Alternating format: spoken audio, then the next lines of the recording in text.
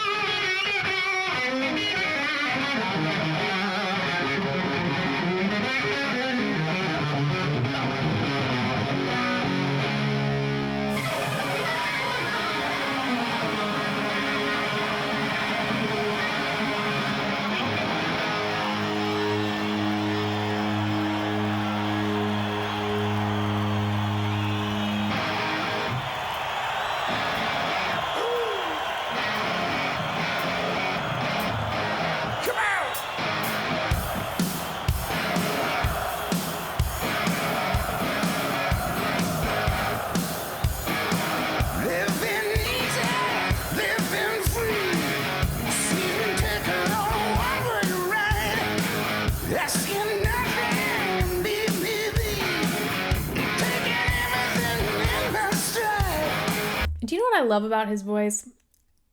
Despite like the rasp and like the grittiness, there's just this like underlying sort of velvety, smooth texture to it that just, it almost makes like all of his phrasing that much more luxurious. You know, obviously it's like rock and it's powerful and it's just like very exciting and high energy, but to have that like slight current of just like easy breezy like control underneath, I think it's just so, I love it. I just, it's so exhilarating to hear. We're gonna go back, even just like the entrance. I'm always astounded by it, like when you have like these incredible instrumentals, like being so like pinpoint accurate and just finesse those entrances. Like when you first sing that first note, I think it's just perfection. I'm blabbling words. Okay, here we go.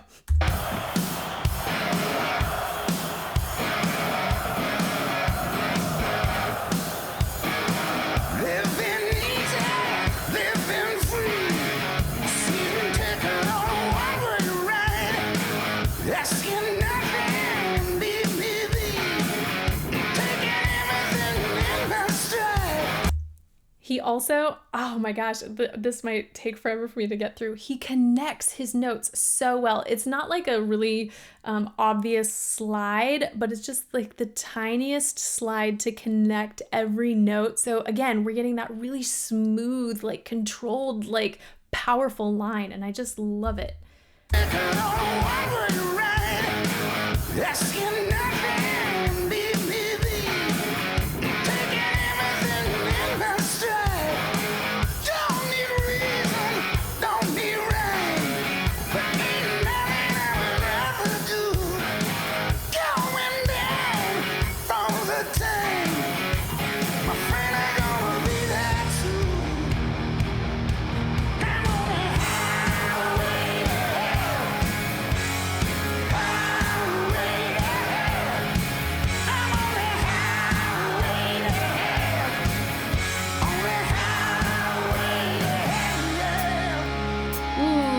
That last, you know, I'm a huge fan of like his forward placement, but that last note you could kind of hear a little bit more like open pharyngeal space.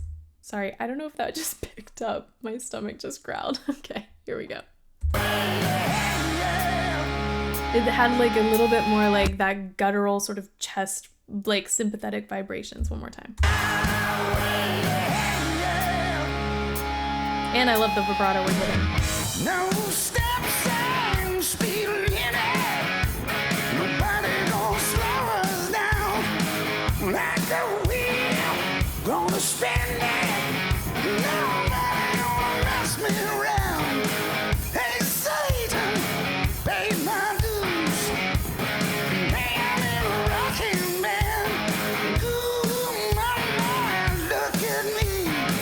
I'm on my way to the promised land. Come on.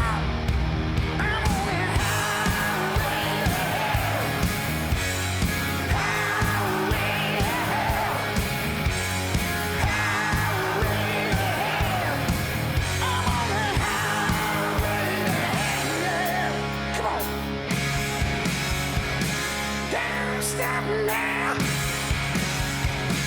Hey, hey, come on down.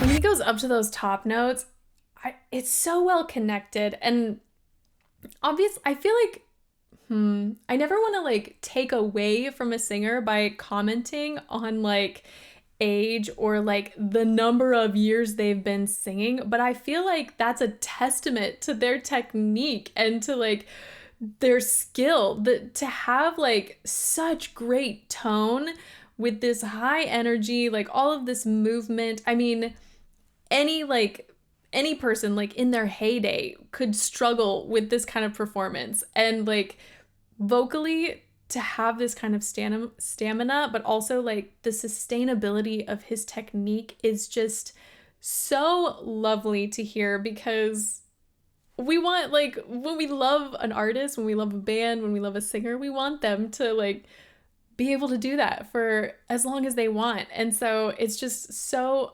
awesome to hear, like, despite the number of years he has been singing and touring and like being a professional vocalist and like all the wear and tear, it's still just like, it's so good. Okay, we're gonna keep going.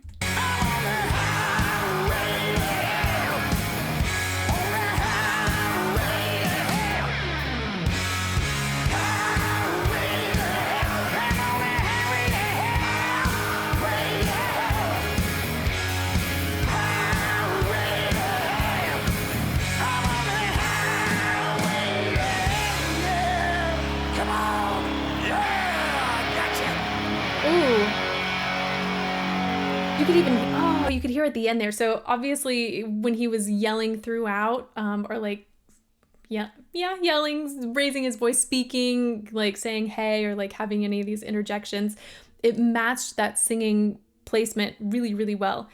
Here at the end, you get a little bit less of that forward placement, kind of like I mentioned before. Let me play that again.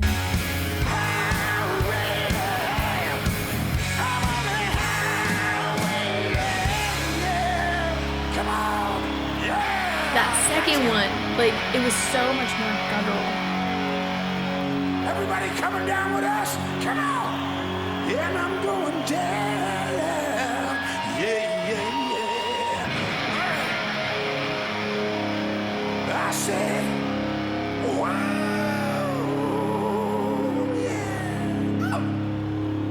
Yeah. I said, wow.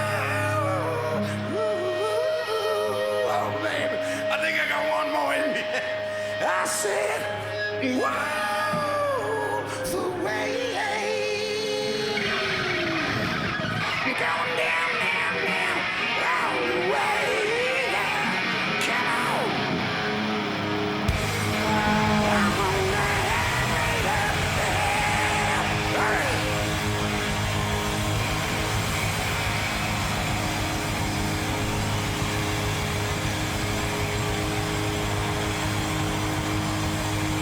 The resolution. There we go. That last one, that whole like section where he was ad-libbing, you got to hear every part of his range. You can hear how much he sings in his mix, because then when he went back into like a chest voice, and then at one point I think he even flipped into like a head falsetto placement. Man, such a good mix. I'll probably do a video featuring Bon Scott at some point. I don't want to compare the two because they're just awesome vocalists, period. What I will say that has always impressed me is that it's hard enough replacing anyone in a band, let alone finding someone vocally who can handle the music, especially this music. I feel like the stars aligned because they found someone who approached music in the same way the band already did.